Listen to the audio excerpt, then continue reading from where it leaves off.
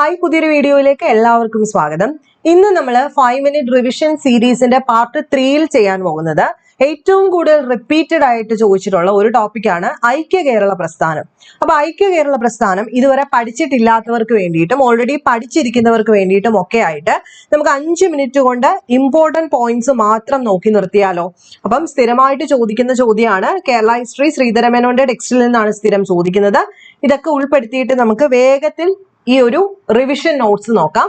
അപ്പൊ mock test സീരീസിൽ join ചെയ്യാൻ താല്പര്യമുള്ളവർക്ക് 199 രൂപയ്ക്ക് ഫുൾ GK അതുപോലെ കറണ്ട് അഫയേഴ്സും ഇംഗ്ലീഷും ചേർത്തിട്ടുള്ള മോക്ക് ടെസ്റ്റ് ആണ് നമ്മൾ കൊടുക്കുന്നത്. ടൈം ടേബിൾ ബേസ് ചെയ്തിട്ടുള്ള ഹോട്ട് ടോപ്പിക്സ് ബേസ് ചെയ്തിട്ടുള്ള മോക്ക് ടെസ്റ്റുകളാണ്. അപ്പൊ എത്രയും പെട്ടെന്ന് ജോയിൻ ചെയ്യാത്തവർ ജോയിൻ ചെയ്യുക. താഴെ ഞാൻ ഡീറ്റെയിൽസ് കൊടുത്തിട്ടുണ്ട്.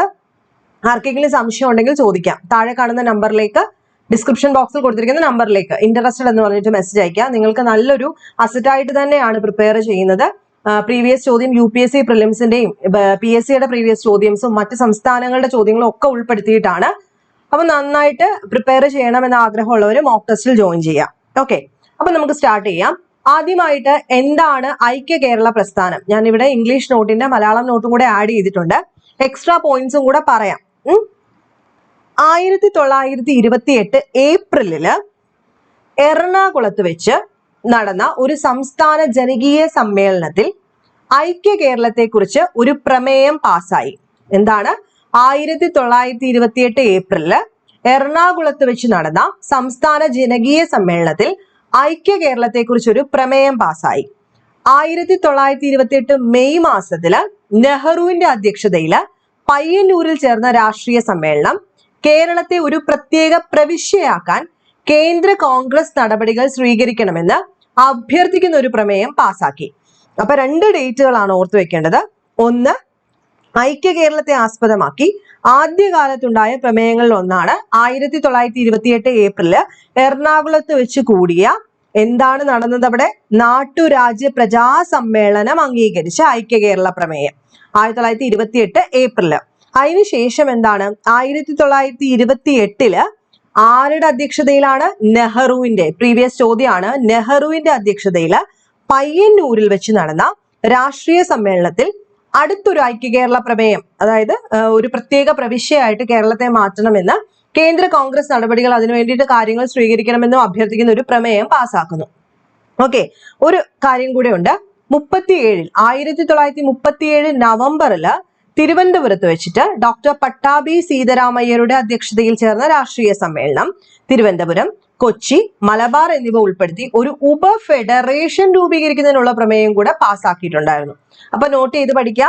1937 നവംബറിൽ തിരുവനന്തപുരത്ത് വെച്ച് ഡോക്ടർ പട്ടാഭി സീതാരാമയ്യയുടെ അധ്യക്ഷതയിൽ ചേർന്ന രാഷ്ട്രീയ സമ്മേളനത്തില് തിരുവനന്തപുരം, കൊച്ചി, മലബാർ എന്നിവ ഉൾപ്പെടുത്തിയിട്ട് ഒരു ഉപ ഫെഡറേഷൻ രൂപീകരിക്കുന്നതിനുള്ള പ്രമേയം കൂടെ പാസ്സാക്കിയിട്ടുണ്ടായിരുന്നു.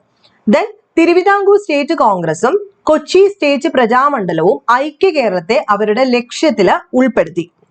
ഓക്കെ, അപ്പം 1940 ശേഷമുള്ള കാര്യം നോക്കുമ്പോൾ ഇന്ത്യയുടെ സ്വാതന്ത്ര്യ പ്രാപ്തി സുനിശ്ചിതമായ സമയത്ത് ഐക്യ കേരള പ്രസ്ഥാനത്തിന് പിന്നെയും ശക്തി വർദ്ധിക്കുന്നു.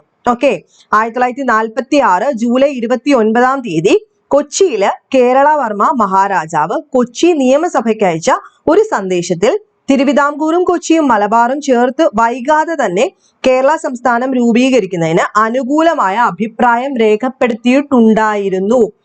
എന്താണ് പറയുന്നത്?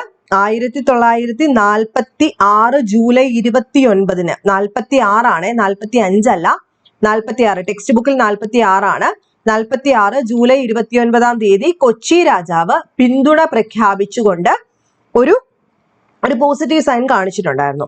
1946 പ്രസ്ഥാനത്തെ ശക്തിപ്പെടുത്തുന്നതിനായിട്ട് KPCC ഒരു ഉപസമിതി രൂപീകരിക്കുകയുണ്ടായി.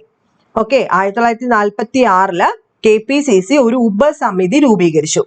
1946 ഒക്ടോബർ മാസത്തില് ചെറുതുരുത്തിയില് KP കേശവമേനോന്റെ അധ്യക്ഷതയില് ഉപസമിതി യോഗം ചേർന്നു. ഓക്കെ, അപ്പൊ അടുത്ത പോയിന്റ് ആണ്, ഇമ്പോർട്ടന്റ് ആണ്.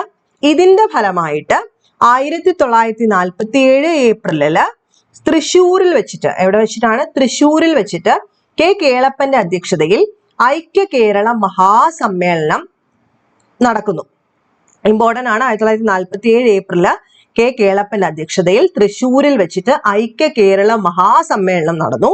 അപ്പൊ ഇതിനകത്ത് കേരളത്തിന്റെ എല്ലാ ഭാഗങ്ങളിൽ നിന്നും 100 കണക്കിന് പ്രതിനിധികൾ പങ്കെടുത്തു.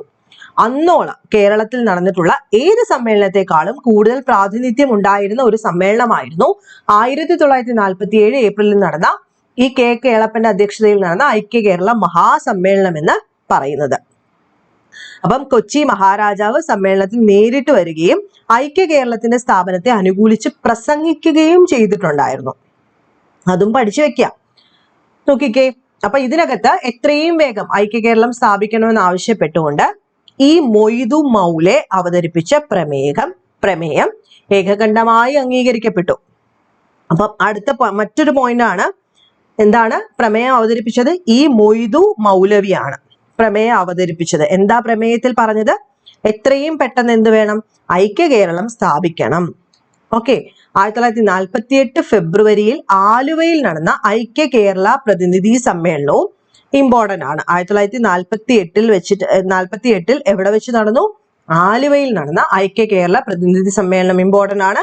ദെൻ 1949 ജൂലൈ 1 തിരുവിതാംകൂർ കൊച്ചി സംസ്ഥാനം നിലവിൽ വരികയും ചെയ്തു. 1949 ജൂലൈ 1 എന്ത് വരുന്നത്? തിരുവിതാംകൂർ കൊച്ചി സംസ്ഥാനം നിലവിൽ വരുന്നത്.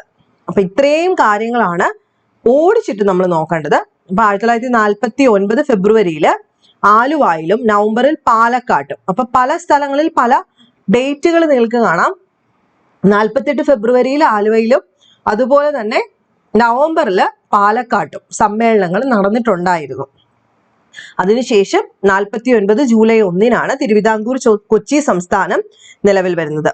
അപ്പം India government state ministry Sardar Vallabhbhai പട്ടേലിന്റെ നേതൃത്വത്തിൽ ഈ സമയത്ത് നാട്ടുരാജ്യങ്ങളുടെ ലയനത്തിനും സംയോജനത്തിനും വേണ്ടിയിട്ട് ഒരുപാട് നയപദ്ധതികൾ ഇങ്ങനെ നടന്നു വരികയായിരുന്നു. അതിനുശേഷമാണ് ഈ ഒരു കാലഘട്ടത്തിലാണ് 49 ജൂലൈ 1 തിരുവിതാംകൂർ കൊച്ചി സംയോജനം നടക്കുന്നത്.